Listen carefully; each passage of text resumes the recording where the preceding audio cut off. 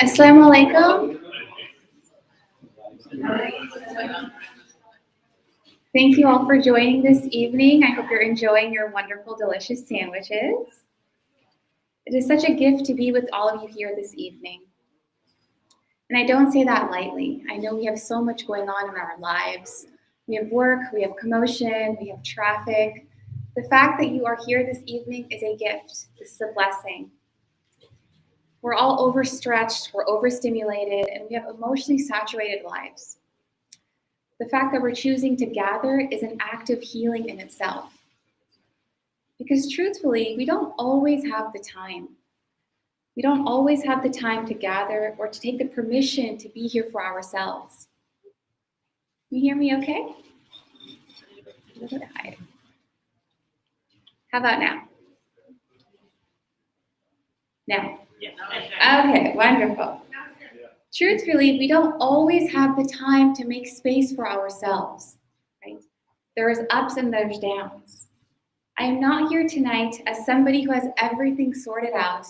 I'm here this evening as someone who is still struggling, but is here to share with you their own journey.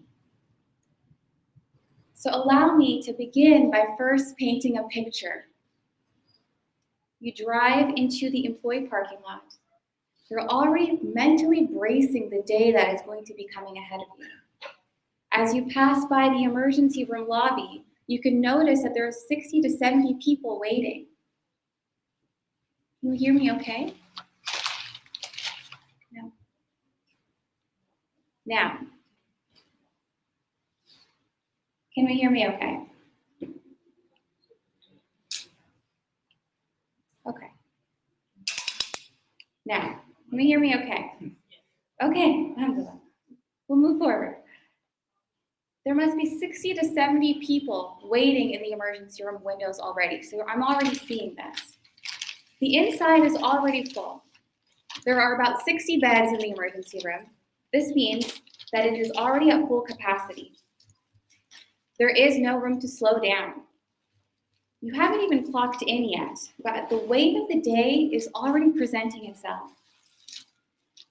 You walk in, you receive your assignments.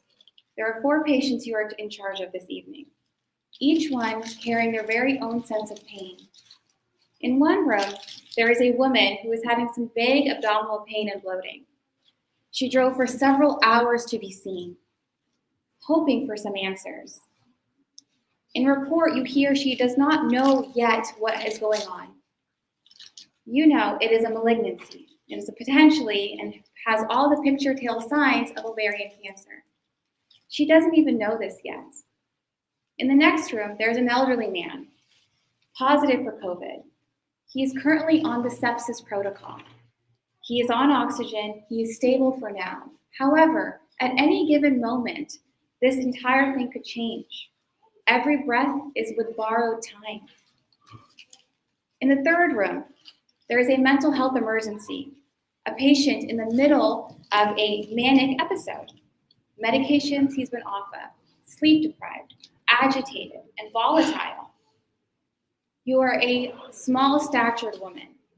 He is a large, loud, and escalating individual. Security is on scene. However, you're rattled. You wonder, am I safe? Will this escalate? In the last room, there is a woman, an elderly woman, with a severe urinary tract infection. She is at the space of getting delirium. Her neighbors found her roaming around the neighborhood and brought her in. Her family is scattered across the country. She's been having phone calls coming in from different family members, all checking in on her status. She's a fall risk. She doesn't even recognize where she is. And all you can think is, who takes care of her? You would think in these moments filled with vulnerability, with human need, that you would feel something. But instead, you feel numb. You move task by task, you administer medications, you document what is necessary. However, there is still something missing. You're detached, you're faded.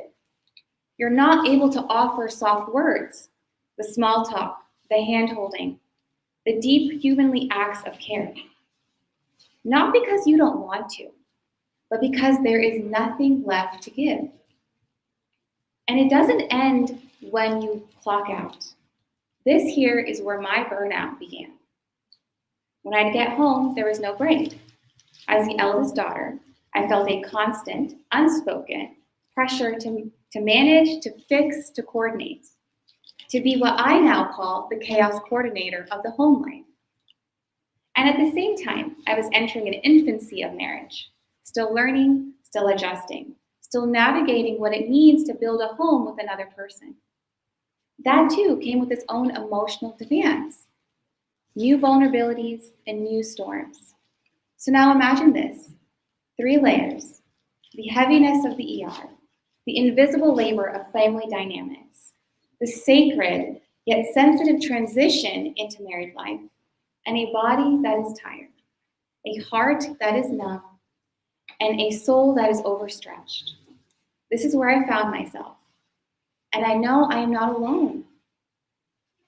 It is the way that we snap at our loved ones, the way that we detach ourselves from our friends, the way we stop recognizing ourselves in the mirror.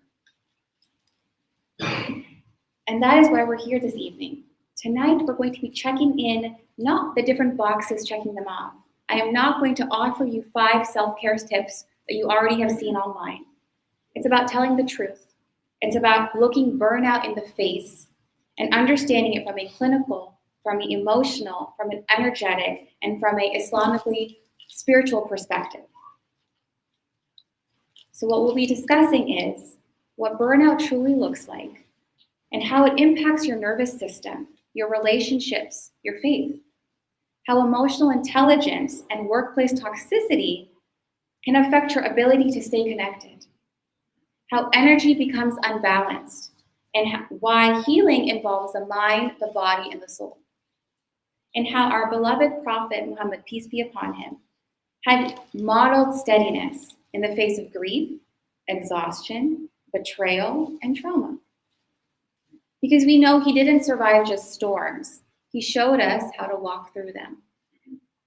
So if you're feeling scattered, tired, disconnected, or emotionally numb, this space will be for you.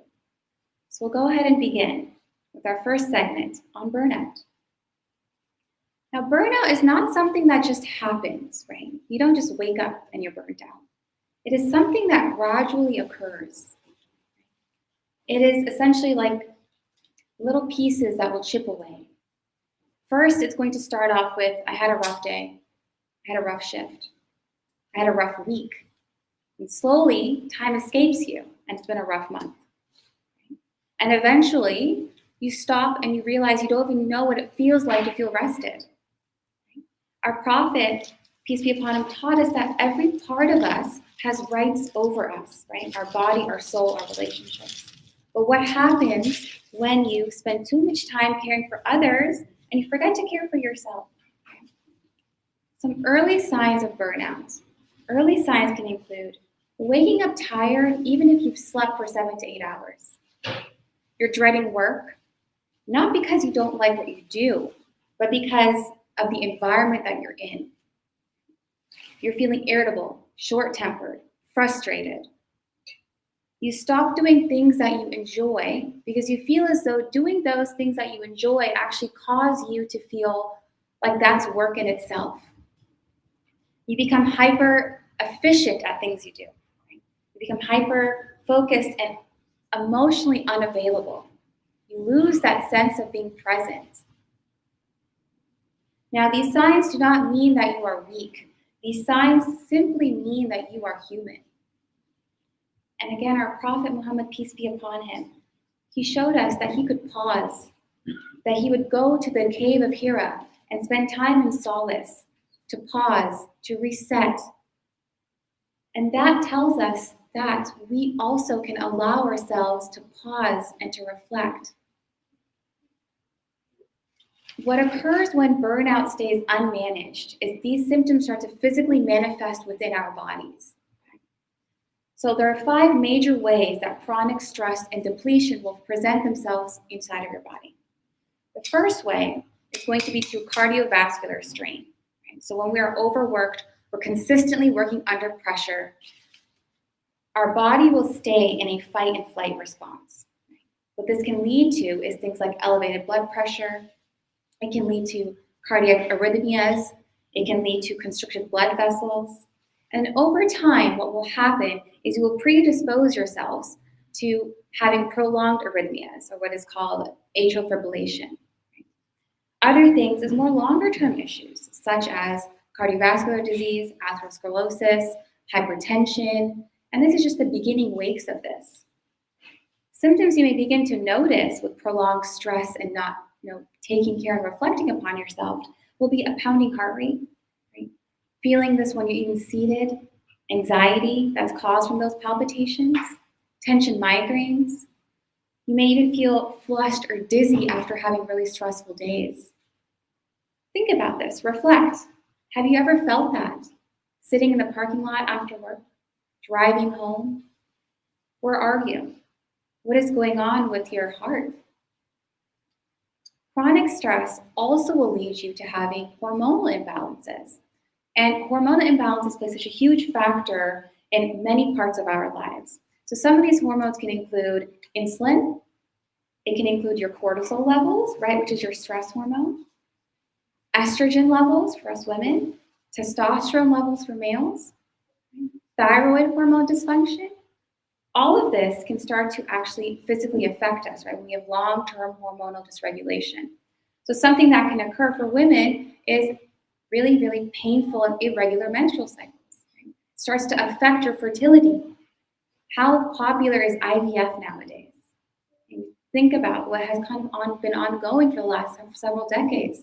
We've lived in this overproductive culture that's now physically affecting us. Furthermore, you can have weight gain, specifically in that midsection area, and that is stress holding in space in your body. You also can have low energy levels, inadequate sleep because of this, sensitivity to the cold or the heat, hair loss, skin changes, right? Metabolic problems that start to occur when you have insulin resistance, putting us at risk for diabetes or prediabetes. Now, all of these are signs that your body is trying to balance and cope with it being under constant pressure, constant stress, burnout. Think about it. Have you ever noticed energy level changes with your metabolism, work, stress? So many of this is ongoing, and we may not pinpoint it till we have those severe physical changes. Just today, I was talking to a colleague who shared with me some ongoing issues through her work. And she shared with me, a young woman in her 30s, was hospitalized for a hypertensive crisis. It's quite terrifying how young we are dealing with these physical symptoms that may not actually come out in life until much, much later. Typically, these kind of issues are much later in life. If you're in your 30s dealing with hypertensive crisis, meaning she had to be put onto some kind of an IV medication to sustain her blood pressure, it's quite terrifying. What is going on with this constant pressure, this constant need to be productive, hustle culture, we call it. But at the cost of what? At the cost of our bodies, right? And we talk about that amana, our body, the rights our body has over us. When we are constantly pushing and pushing and pushing, especially as younger people who are, trying to climb up these corporate ladders, gain certain titles, we forget what we do to ourselves. Our body will keep performing at the cost of many different areas, many different health, many different systems inside of us suffering. Now, I want to also shift into sleep. Think about sleep disturbances. When you're overstimulated, you have projects due, you have deadlines, you have been on a 3-week work stretch with no days off. What's going on? You're not sleeping, right? We're not sleeping. What's going on when you don't sleep? Sleep is so important for your gut health. Now, I don't know if any people know about this, but your gut is extremely active when you are sleeping, right? It's called peristalsis. This is the flow of everything metabolizing in your colon. When you get inadequate sleep, you're bloated, your gut flora is off balance, you're going to feel fragmented, and that consistently will affect you. Your sleep is disturbed where you're waking up, maybe you're sleeping for a couple hours, you're waking up in the middle of the night. Or you're getting sleep, but it's not that dark, that deep REM sleep that we all need. So when that's not occurring, right, we have brain fog. We have mental disturbances. We're anxious. We're irritable. All of this is going to leave us feeling wired. We're becoming caffeine dependent. So think about when you are relying solely on caffeine, what that is doing to our cardiovascular system, right? I touched a bit on arrhythmias. We have so much of this ongoing. I have a story about a patient that I took a couple years ago. I walked into the emergency room, and he must have been 28 or 29, if I recall correctly. He walked in, very young of age, right? Very young of age. Walks in. His heart rate was in the 140s or something quite erotic. He's hyperventilating. He's in severe chest pain, and we're like, okay, what's going on? You're probably having, a panic attack. Given his age, this is what we're thinking. However, we still ran an EKG on him where we check out your heart rhythm to see what's ongoing. This individual was having a full-blown heart attack at 28 or 29 years old. Turns out he worked at one of the big FANG tech companies and was completely overworking himself. And his heart gave out at 28 years old. It is terrifying of what can happen to us when we don't pay attention to us. When we're like, we're young, we can keep going. No, we're not just young. We have to stop and pause and recollect ourselves. Caffeine will do so many detriments to us. So it's important to watch out for how much we're having and realize, do these deadlines, do these titles truly mean that we give our bodies away for it? No. Brain fog and cognitive function. When we're consistently multitasking, consistently worrying about responding to emails, right? We live in this era where we have to respond to every person. Well, it's working hours, we must respond, sure. But once it's 5 or 5:30, do we really need to respond? Is it really life and death? No, it's not. Chances are it is not life and death. When you're constantly pushing yourself to stay efficient in your work, you will start to forget tasks that are actually important to you, like things that you normally remember, right? Because you're so hyper-focused on one area. You will have trouble focusing in conversations. You'll have a hard time making decisions when it comes to small things. We live in this blessed place where we have so many options of what to eat and drink. You don't even know what to eat and drink anymore. It's completely over your head. Small decisions will cause you so much stress and distress. And these things are all painting a picture that our cognitive load is overloaded. Think about this. This week, this month, have you checked out? You've worked so hard through the week, and now it's 6 o'clock and I'm just gone. That is our mental cognitive overload occurring. Other things, when all of this is taking place, you can have emotional depletion. When we have chronic exposure, depending on what we're doing for a living, especially if it's in high pressure environments. I work in healthcare, so I see this where eventually it wears us down. Eventually it wears down that emotional resilience that we had built up. Emotional exhaustion can take place when it's essentially like you've been running, and running a marathon, and that finish line never actually comes. That's what happens when we're constantly just giving. You witness pain, you witness suffering, you witness loss. Earlier, I painted a picture of what my normal shifts would look like. But I was in a place where I was numb, so I wasn't even feeling with the people and the loved ones of someone's loved ones I was taking care of. Now, does this not mean that you are a bad person because you're not feeling? What it means is that you are spent. Your emotions are spent. Now, as a holistic healthcare nurse, I know that there's so much more than just emotions that are involved with this, right? Because I look at everything from a mind, body, soul perspective. I realize these things going on are also energetic. Your body does not differentiate between what is an emotional trauma or what is a physical trauma. So when you've been carrying too much emotional stories, that will start to break us down. So one of the most important pieces and terrifying pieces to burnout is emotional numbness. That is a very scary space to be in.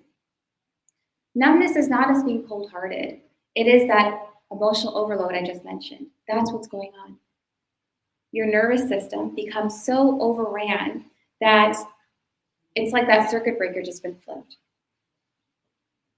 What happens then after that space is what's called compassion fatigue.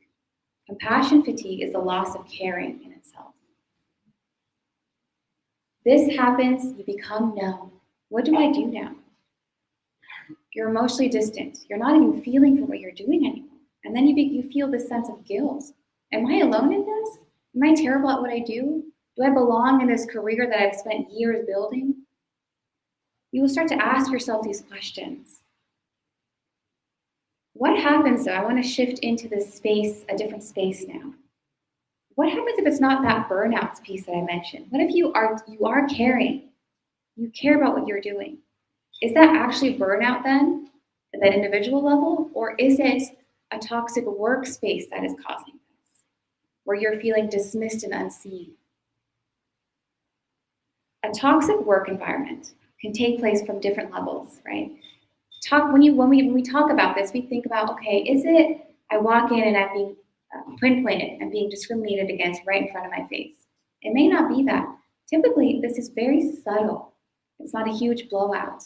It's walking into the workroom or the shared office space, and everybody gets greeted by an individual or individuals by name, and you are seated there and you're left out. You're not even mentioned. It is speaking up during a staff meeting and bringing up your ideas and your proposals, and it's washed off. It's like you didn't even get to share your idea. And a week later, someone brings your idea and represents it, and they're applauded for it. They're given the resources to facilitate that project. You ask for help. Hey, I need help on this project. Can I have a second set of eyes on this? Oh, I'm at capacity right now, but maybe let's circle back in a month or two. That can be that toxic work culture taking place. You feel like you're always the one giving. You're the team player. Ask me, I'm available. Come. I'm happy to be your second set of eyes. I'm happy to collaborate with you. When you're asking for help, crickets. Now, these things are not minor things happening. You can feel as though your psychological safety is being affected. You start to question your worth. You start to make yourself small. You start to rehearse the words before you actually say them. Do I speak up in this meeting? Because I'm going to be dismissed anyway. And then when you finally do speak up, you're questioning, should I do this? Your voice is stuttering. We start to shrink ourselves, we start to hide, and we don't thrive at overdoing that. Right? This is the quiet cost of workplace toxicity. Some solutions.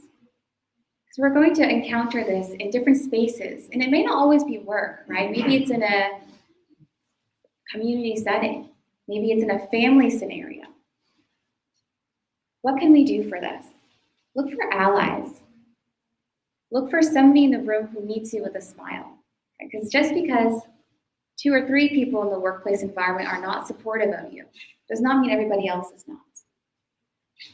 If it's an HR-related situation, start to document those occurrences. It's important to do that for our own safety and well-being, especially in this time and era that we live in, that if it's not documented in an objective manner, it doesn't hold any value.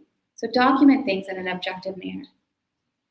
And then realize that it's important that you're speaking about your concerns in a very respectful way, right? Where you're not bringing another individual down, but you're stating the facts of what had happened.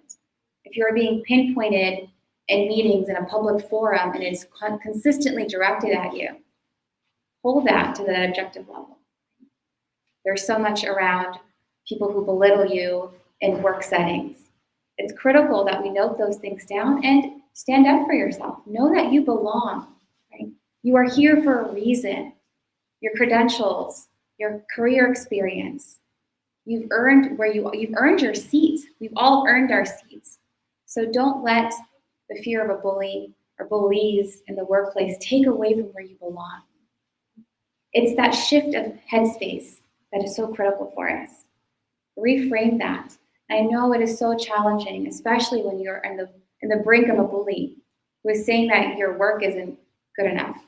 You wouldn't be able to uphold that project the same way that your colleague could have. But the fact that you came up with that idea and they are pushing forward with it means that you belong. You have that worth. Do not make yourself small. Stand up for what you worked for. Tell yourself, and a practice that I've embedded is telling myself that I belong here. My seat is here. These positive words that reassure me, and I shift that mindset. It's so simple to go down and make ourselves small. Stay silent and hiding. Don't allow yourselves to do that. And if you do, forgive yourself for it, right? Allah is ever so forgiving towards us. So we can forgive ourselves too. For, again, feeling, for being human. I'm going to shift into this space of kind of reading the room, what is called emotional intelligence. Emotional intelligence is something you can build upon over the course of years, but it's a self-awareness practice that is incredibly important for us to build upon. Now, emotional intelligence, what it means is that you are aware of what you're feeling and why you're feeling it. It means knowing how your emotions will affect others. It's a soft skill, but it is also a very incredible skill. Let me give you some scenarios. So think about this. We know if we're going to be walking into a proposal presentation, a budgeting session. For me, if I'm going to be walking into a discussion with a patient that I know is going to be quite an attention-based conversation, what I know is I first have to pause. Because what happens when my emotions are dysregulated, things will come out very differently, right? It is the art of paralinguistics, the way that our tone is, the volume of our voice, the way our body, our nonverbal cues are coming off. All of this is so incredibly important, and this here is that emotional intelligence that you can build upon. A coworker snaps at you. Immediately, as survival instincts, I want to snap back at you. I'm not going to give you my other cheek. We don't do that. Again, though, take a moment. So quickly, our emotions go up, right? We feel the heat in our system immediately going. Like, I know we've all been there. But take that moment and ask yourself, just take a breath, let it out, and then start again and ask, what is that person carrying today?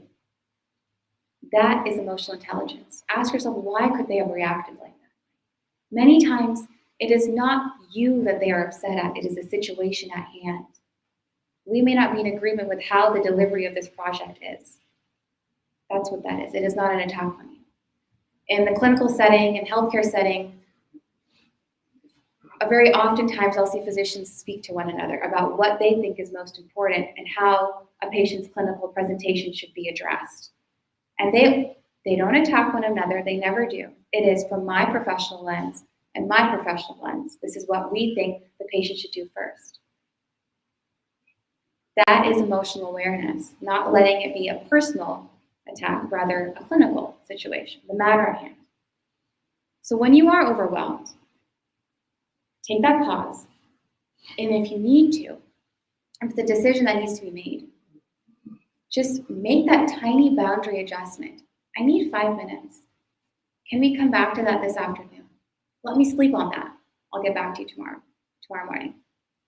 Because that can give you that space to process everything. This is the difference between being reactive and reacting. It's responding with that sense of consciousness. And the first step to emotional regulation and emotional awareness and intelligence is that regulation piece. Regulating before connecting and getting settled firm on a decision. Think about these nonverbal cues you've probably seen with people you've been around. It is legs shaking, voice trembling. Sometimes people are hitting something, a pen. What are they doing? Those are signs of them letting out their emotions. What they also could be going on is maybe they're agitated, maybe they're anxious, nervous, folded arms, clenched jaw. micro expressions on somebody's face, right? Facial expressions say a lot. Just this week, I was in a very interesting conversation, and the individual in front of me, we had a disagreement that's been ongoing for several months. We finally had an official sit down together. The individual I had picked up because I've been working on this journey of becoming very emotionally intelligent of where I'm at and regulating my own emotions so I can internalize them as I'm in the midst of a matter, a disagreement. The individual shaking their leg just completely gone. The face, when speaking, the emotions on their face were just all over the place. And so simple to read. They were so upset, so anxious, so nervous. And when the words started to come out, and I was being pointed at, I was being told that you are this, you are this, you are this, my past self, who did not have this emotional regulation and emotional intelligence, would have become very reactive. My character is being attacked in my face. I want to jump out.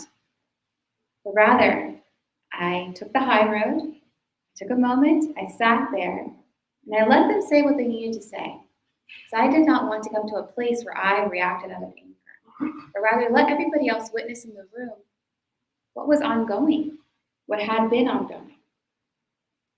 This is emotional awareness. Now, it is not making yourself small, but many times it is allowing kind of nature to take its course, especially in corporate settings where we have to be so mindful of how we behave and how we move.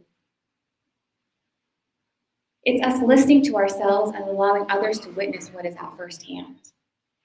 Because when we create this space for emotional awareness, we don't just become better professionals, we become better humans. What I allowed myself to do in that space was to be a better human, yet by not frustratingly jumping out. Now, what can also happen when burnout continues spiraling is we feel disconnected from our purpose. As I mentioned earlier, I felt burnt out. I lost my why. I mean, of course, I work in healthcare. We're supposed to all care. But I was so at a crisp that I felt numb. Is this all there is going to be? Do I even recognize who I am? I work so hard for this. I work at such a prestigious place. People want to be here. I feel guilty. I'm sure many of us can ask ourselves these questions in the work that we do.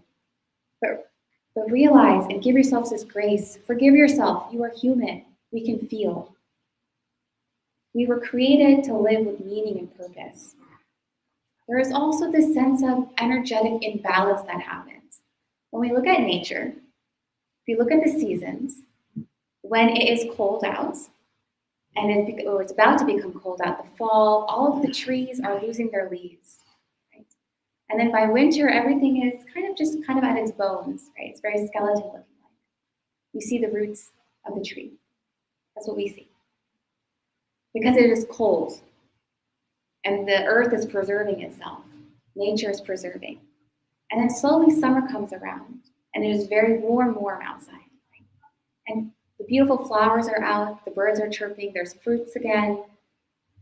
This is nature balancing itself, that energetic balance that exists.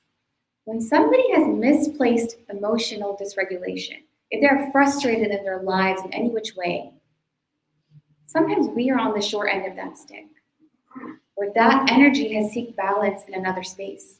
It's coming out, anger, frustration, it's coming out in another space. This can happen because nature will always try to find balance. When your body is at overcapacity, your body is trying to seek balance, right? That is why you're feeling sluggish. I talked about those hormonal imbalances. I talked about pushing ourselves to our cardiovascular limits. I talked about not sleeping and becoming irritable. That is your body trying to find balance. We call that homeostasis. Somehow, some way where your body will find balance. Another good image of this is a fever. When you have a fever, what's going on internally, right? Your core body temperature is high, right? So usually over 100, 101, 102 degrees. So you are diaphoretic, you're sweating, you're shivering. These are mechanisms your body is taking to come back to balance, to find homeostasis in some which way. it's so important for us to realize that our body will always seek this. Energy will always try to find some form of coming back to nature's alignment. When all of this is occurring, do not be upset at yourself because you're not broken. You're not broken. You're simply energetically fragmented. Your healing will not begin with you becoming more productive, right? That hyper productivity. Your healing begins with permission to yourself, permission for you to pause, to feel yourself, and to realign with your own purpose. And that is us coming back to steadiness. I'm going to come back to our incredible prophet, peace be upon him, because he has walked through so many storms and he never lost his center. Right? We know that our prophet had grieved very deeply. We know he worked tirelessly. We know that he led with this unwavering compassion, and yet he never lost faith. He never lost sight. He paced in his life. He paced. There was never a rush, right? There are so many incredible stories that we know of about how it would take years for anything to actually happen. But he stayed steadfast on his journey. He did not lose sight of his purpose. He allowed himself to feel emotion, to cry, to grieve, to love. He didn't overextend. He didn't overperform. He was present. He took time in solitude. He allowed himself to love purely, to set necessary boundaries, to stay rooted and grounded. And so I say to you as well, if you have been hurting, you are not alone. If you've been silent, know that your truth matters. Know that if you've forgotten your purpose, you will return to it. Burnout is not the end of the journey. It is simply a warning sign, a flag. We can come back around. We can find ourselves again. If you've been numb, you can come back to feeling again. When we allow ourselves that grace to feel, we will feel again. So I hope this was not a lecture, but a minor reminder of the moment of stillness that is so important for us to return to our very own truths. That we were never meant to just keep on going and going and going. We were meant to hold ourselves to the same amana that we are supposed to hold our bodies to, that right that it has over us. So may we find this steadfastness inside of us again. May we hold ourselves with gentleness. May we give ourselves grace. And may we remember that healing is possible. So I hope you all have taken something away from this evening. Are there any questions?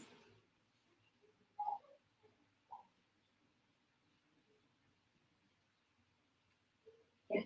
You mentioned, I'll be paraphrasing, but you mentioned like when you're in a situation where you're being undermined, attacked in the subtle ways, and the way you address it is to be very factual and not type of person. Do you have an example that we might know of, and if possible, like a script even of like what that would look like? Yeah, totally. So, absolutely. She is asking, I mentioned about when you are being attacked, if in a workplace setting. How do you objectively write this out, or what would you say? Essentially, that's the question. So I'll take, for example, the encounters that I have been told about and encounters that I experienced. What you would do is you would separate your emotion from the factor, because unfortunately, an emotion is a subjective feeling. You talk about the situation at hand. If this was a public setting, a public meeting, and in the meeting, your name is pointed out. So-and-so, you did this. And it's a direct attack almost onto you, right? You're being singled out. That is an objective point. You have witnesses who have witnessed you being reprimanded on camera or in a public forum. That is an objective situation. And as we all know, when you're having any of these meetings, if anything is not directly for the group or said in an objective manner, that is a direct attack on a person. So that right there is an objective way you could state that. You could keep note of, bring it up to your leadership. It's always best to practice to go up the appropriate chain of commands. So generally that is whoever our direct leader is, our direct supervisor is. Note that down. Note down that occurrence. In this meeting, on this date, this individual pointed me out in front of 25 other people. And it was directed at me. Objectives. Does that answer your question? Other questions? I think something else to keep in mind too is when these situations are ongoing, we can feel like our self-worth is being questioned. Right? You wonder, do I belong? Am I really in the right space? There are two things that can happen to us, right? And many of us will cope in different ways. One of the ways that some of us will cope is I'm going to go make myself really tiny, never come off mute, keep my camera off all the time. I'm going to call out. Maybe I'm going to take a leave.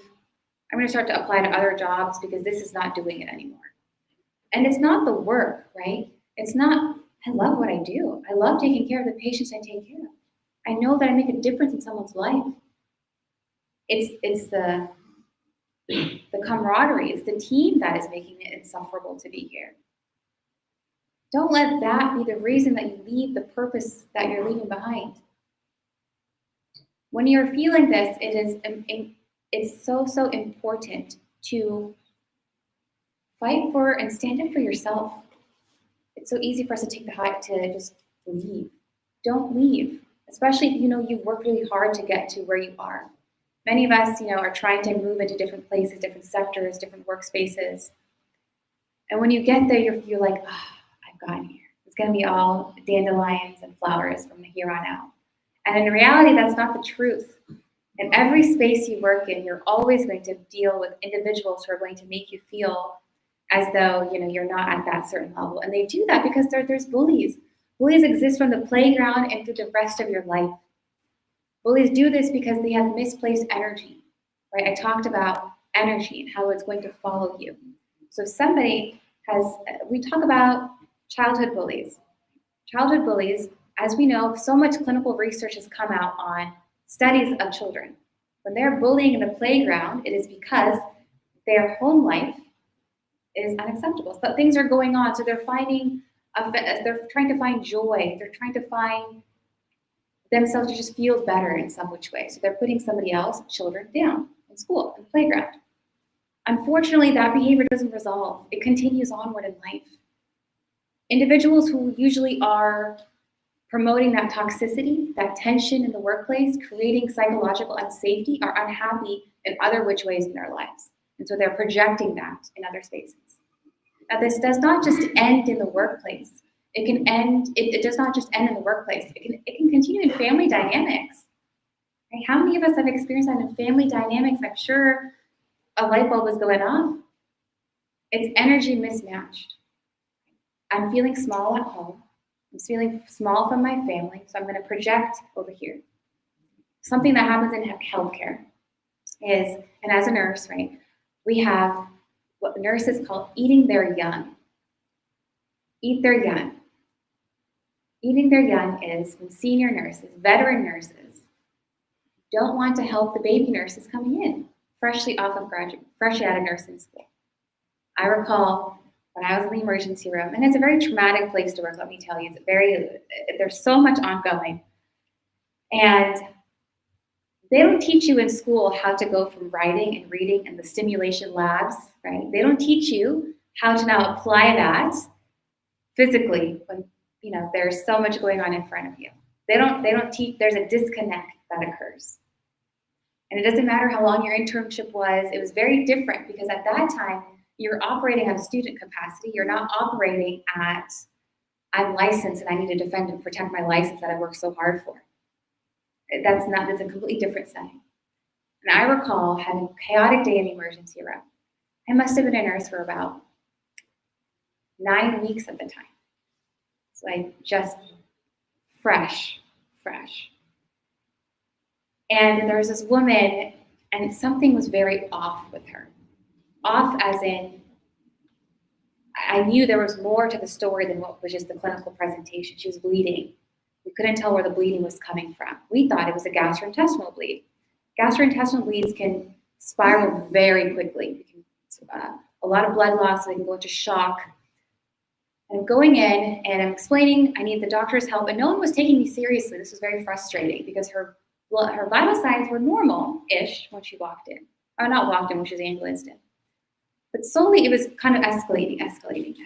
Things were just trickling down. And I brought it up to the physician. I brought it up to my charge nurse. And no one paid attention to me. Oh, they're fine. No, their blood pressure is like 145 over, I can't recall the number anymore, but they're fine. Because of relax. Move on to the next one. Like there's another patient, go take care of them. Something in me told me that it was not going to be okay. And all of a sudden her blood pressure's tanking. I'm looking and I'm pulling we have an emergency bell button, and the charge nurse shows up. He shows up. Well, do you need anything? Yeah, I need help. I need someone to get me blood. I don't know where the transfusion blood supplies are. My first time, no one showed me any of this. And he's like, well, Pakeeza, if you can't handle it, the emergency room is not for you. Nurse is eating your young. Who knows what was going on in his life where he projected that on towards me, but I will always remember these moments, these grievances, we can call them, in life. This is energetic balance happening. Of course, I didn't take these moments personally because I've learned over time, but energy will balance itself out. And so when these moments happen, does that mean that I was incapable? No, that means I was beyond capable because I cited it before the fact that something was going to happen. Do not ever allow anyone's pressures, their own inhumility to take away from your own self-worth.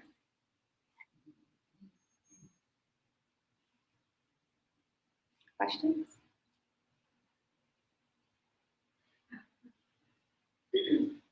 I wonder though, I mean, I agree there's always going to be flaws in workplace or institutions, but I kind of have a two-part question. Where is that line when you know every place has its flaws and you have to navigate it, and then I just believe this is too much for me to handle? And then the second part is, yes, I know you mentioned like it's not personal, but when it gets to the point where they are making attacks on you, it's getting to a point where it's like leadership and you're the position. Yes. I know you're saying about like it's not you per se, it's them projecting what's in their life, but it is still having an impact and affecting you. Again, kind of related to the first part, like how do you then protect yourself? Like, do you always have to be toe to toe with them? Letting them know like I'm not someone to be messed with. Do you always have like a paper trail, like hey, for our conversation, just like letting them know, like documenting. I share this because, and tell me if I'm generalizing right here, that nurses and teachers, teacher tend to attract a lot of bullies. So, especially with teachers, like it's one of the least diverse professions. It's 80% white women. And it's not diverse, and I think it's intentionally gatekeeping that diversity in terms of the teachers. So I guess if I was in a position where I left my school, principal was a Zionist, and she made my life miserable, but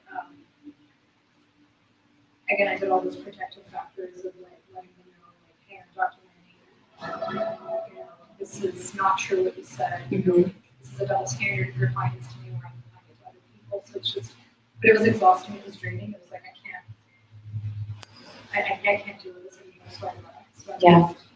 Sorry, I know I answered all of it. No. This is great. And I think you bring up a really good point because that can happen. How much can I tolerate? How much can I take the higher road, right? How many times can I possibly be the bigger person? That is definitely a question to ask. And I think we can all kind of go over this, is when that does occur, you will know, right, internally, when you have this mind, body, soul connection, you will know when enough is enough, right? It is not that you were leaving the profession of teaching. It is that you were leaving that space you worked at. That's what that was. You didn't leave the career. you still had a sense of purpose because you know you're calling us to teach. If you need to leave this space because you've done everything and it is physically detrimenting towards you, like you are agonizing going in, and it's now taking away from your ability to work. For us, when it starts to take away from patient care, we're making a potentially life-threatening mistake. This is when it's become too much and you need to transfer outward. I think all of us should be in a space where we are so emotionally aware and regulated with how we are and who we are and what our greater purpose is, that when it is time, you know you've done all of the things, right? Writing everything down, trying to have those conversations. You've done all of these factors and some time has passed and that same circle repeats itself, because that happens too, right? You had that conversation with those individuals or whatever, whoever it is, that HR meeting happens, and then 6-7 months later, it's back again. And that continuously happens. You know you've done your part, because at that point, likely it's going to start taking effect on your actual capacity to work and to do what you love to do. At that time, you need to leave. And so I think we all just have to realize when enough is enough. But it comes with that mind, body, soul kind of connection that we should have for ourselves. Because all of us probably have an incredible skill set at whatever it is that we do. Unfortunately, and this is just the unfortunate culture that we've created with productivity culture, putting organizations above our own purpose and our own means, right? That's another piece, and it's probably a very deep conversation of when we are chasing titles, when we are chasing this world will never give us anything in return, right? But when you're teaching, when you're sharing knowledge with your students, you have your purpose in this world. Your marriage is not to that school or that principal or that superintendent. You are serving to the youth. That's your purpose.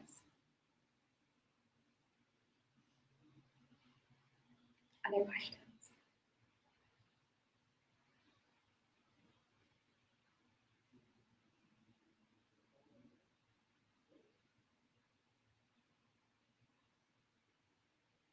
Anybody else? Anything? I haven't gotten any questions from this side.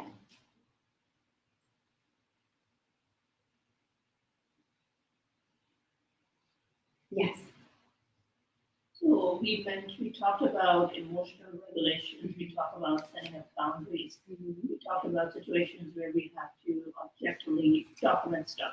At what point do you think, as an individual, during those situations, you mentioned about giving yourself a break, right? At what point do you think, as an individual, we should either sympathize with the situation or empathize? And what should be our reaction to it?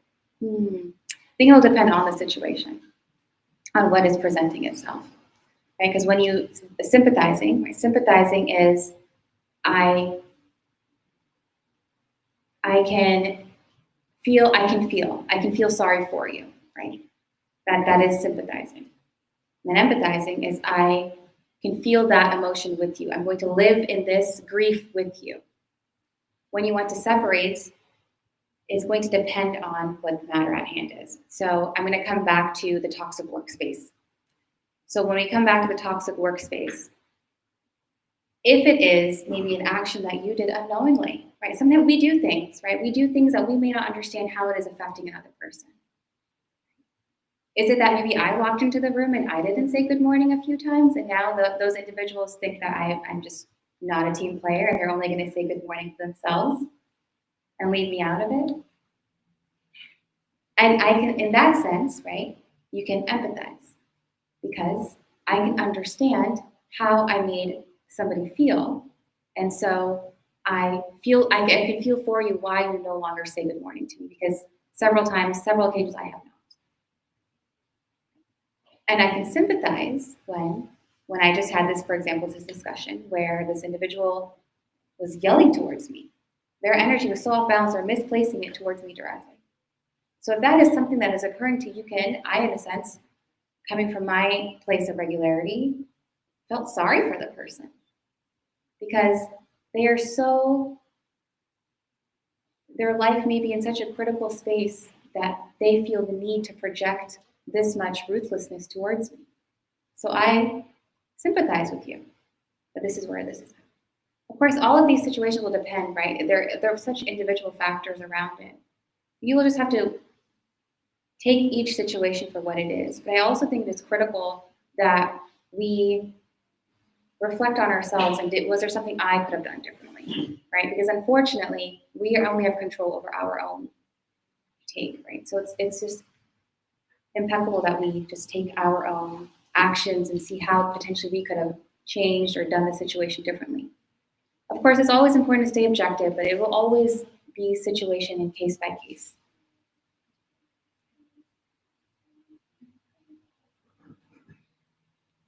Other questions? I have a question. You talk about boundaries and keeping boundaries at work. Let's say you cross the boundaries in the sense like you give too much or you work overtime a lot, and now your boss is expected that because you've done this so much. And like when you realize that and you want to stop, like what's the healthy way of stopping and like letting them know without coming off like and like, oh, I don't want to do this anymore, but like I don't know. Yeah, I love this like question. I have a boundary now, or you know what I mean? I love this question. This is a really great question. How can we stop being such a giver at work, right? Like especially if we set this expectation that, hey, I'm the one who comes in on my day off. Just let me know. Sure thing. Sure thing. Is to come at it quite slowly. I would tell you that, right? Is first, it will depend on, is it an email that you're sending or is this a conversation you're having? If this is I would advise you to actually have a conversation about it rather than sending an email. Because when it comes to that emotional intelligence piece, when you're writing an email, words can be, and the way I'm reading an email might be very different than how you're going to read an email, especially if I'm coming out of whatever else I just walked out of. I already might have built up emotions from that situation, and I'm going to read this. My most reliable team member is no longer willing to work. I'm going to feel a certain way, right? Like it's going to affect me. It is important to have those kinds of discussions where it's going to make an actual change and affect people on the team entirely, right? Or the workload. It's important to have those conversations in person because the paralinguistics around that. So if I explain this in a really calm, not in a high-pitched manner, but in a calm kind of tonality. I know in the past that I have been able to spend half a day on my day off to complete X, Y, and Z. I want to bring up that I have this and this going on now. I have my children's soccer games at these times, and unfortunately, I will no longer be able to commit that time.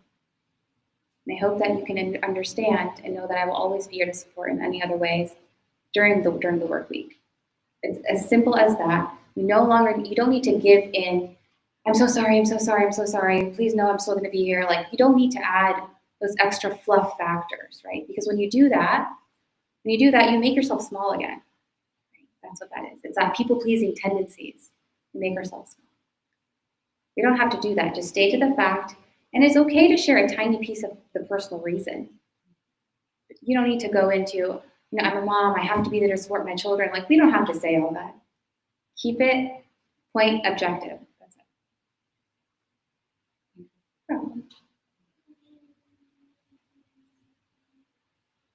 Other questions?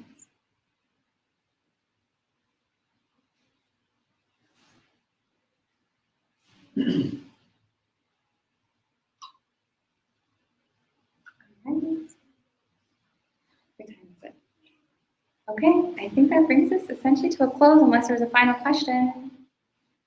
Yes, go ahead. I think you mentioned earlier, like your eldest daughter, married, working, imagining you're still working full time. How do you have that balance between all of that, especially in this culture where there's all about that sort of like giving it all, and I'm assuming it's obviously boundaries, but if you're gonna go that route, like I would love to be very specifics on that. I know you mentioned like setting up the boss who expects more, but curious, like, how do you do that without falling in too much into like, giving yourself away from those things? Yeah, I think this comes with practice and time. Is, of course, culturally, we never want to be disrespectful. That's a piece. That's an important piece, right? Because we always want to be respectful of families, dynamics. We don't want to hurt anyone in that capacity. But I think I come back to that space of the airplane, the oxygen in the airplane. When they're giving you that safety lecture, what do they tell you? Put the mask on the child, put the mask on yourself before the child. Right, so if I don't protect me in some which way, I'm going to be like a lost cause, right? I'm going to be numb, I'm going to be disoriented, I'm going to be irritable, all of these sorts of things. And so what I have found that I have to do is I have to make like undisturbed time for me and my projects and the things that I have going on. I'm unavailable this day. However, hey, let's get family, let's get together next weekend at this time. Let's do this, right? Or I'm available by phone call. Let me know when your next scheduled doctor's appointment is, and I would love to be there. It is asking them, and I think it comes with this open narrative that we have to have. Another piece, though, and I know I think as women and daughters, we can do this, is where we want to be the constant savior. Right? Like, let me take it on, let me do this, let me be that person for you. Is realizing that everybody is an adult, right? We all make decisions. And even our parents and our siblings and all of these people will make decisions. And they have chosen that decision, and we have to be respectful of that decision. We can advise, we can give out advice, but we cannot be over there spending hours trying to make sure they do every single thing. Because that will take away from our own mental space and our own bandwidth. And I think it comes with a fine line of understanding that boundary, right? Is I can give you so much, but I can't pick up the spoon and feed it to you also. So I've given you the knowledge, I can have the conversations, but they're adults. Everyone is an adult. They're going to make their decisions, and we have to just kind of accept that that's going to happen. And then when it comes to the other spaces of the boundaries, right? Like life will always be coming at us, different spaces. I personally practice the act of making sure that I always have space for myself in a day. It's come with time. It does not just like happen, right? As of my own burnout recovery story for the last couple of years, I know what I need for me. I know that I need 45 minutes for myself. I need to go on a walk. I need to do this for me. This is what I do for me. I know that on the weekends, I like to go outside. I like to go on a walk outside. I like to go to a workout class. I have this, and it is undisturbed. Nothing is going to come in and shatter that. Because I have literally set this into regimen. In the past, oh, it's okay, I'll just skip it this week. I'll skip it. But what happens, right? You skip a day, you skip a week, a month goes by, and now you feel those physical symptoms coming back out again. That mental detriment occurring. It comes gradually. Do it in pieces. And if you're unable to commit to that much time, right? I said it came with time, it came with practice. Can I give myself 20 minutes? Can I give myself 15 minutes in a day? Yes, I bet you can. Create those little spaces for you. And it's also an important narrative to keep in mind that you can share that, right? When you're wondering, if you're concerned about your parents' health, people's well-being, okay, that social connection, realizing that, hey, can we make this a family activity? Can we do if it is that it is so important for me to go outside and get into nature on the weekend, and I want to spend time with my family as well. Can we do this as a family activity, like a family walk? Yes, we could, right? It's possible to do that, but it comes with that narrative shift, having that open dialogue, that the self-care that we give to ourselves is not some like taboo situation. It's actually great for all of us to make that space for ourselves. Yeah. All right. Yes. So when someone is trying to make changes and they're going along, they're doing the immediate changes, and then the people around them are used to the old them and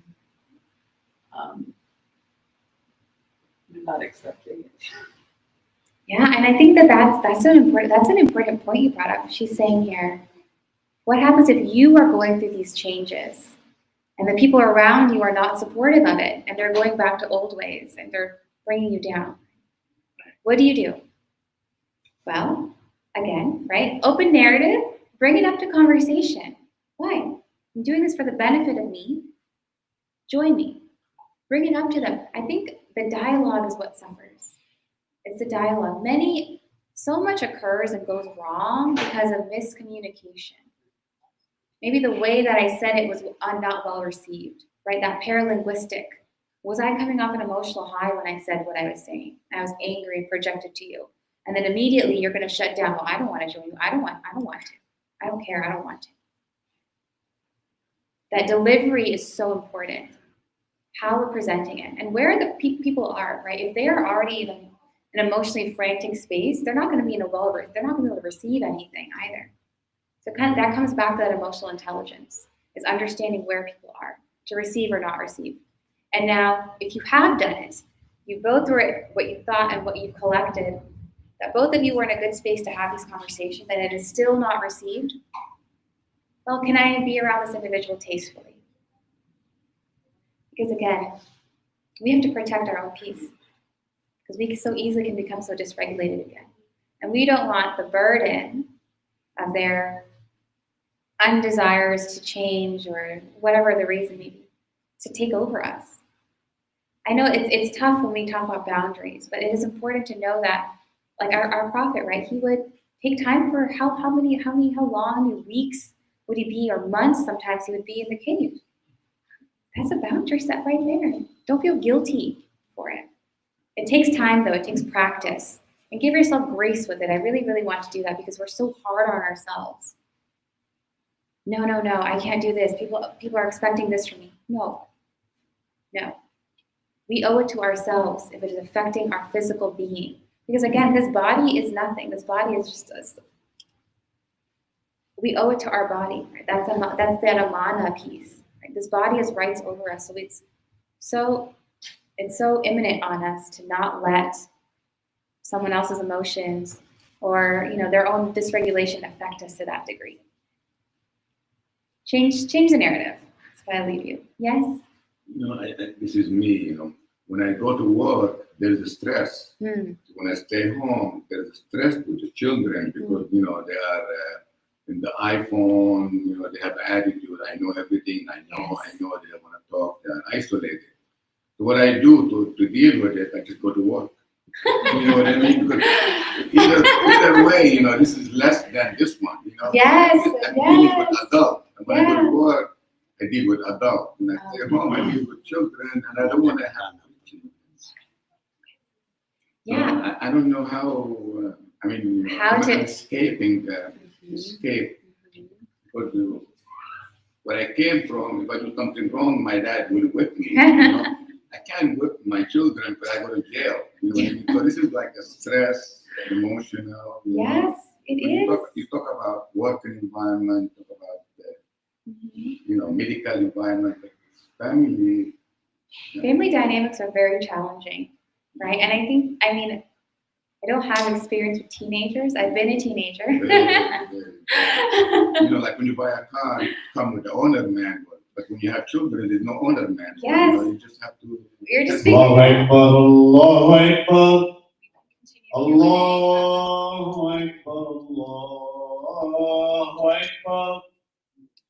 أشهد أن لا إله إلا الله. أشهد أن لا إله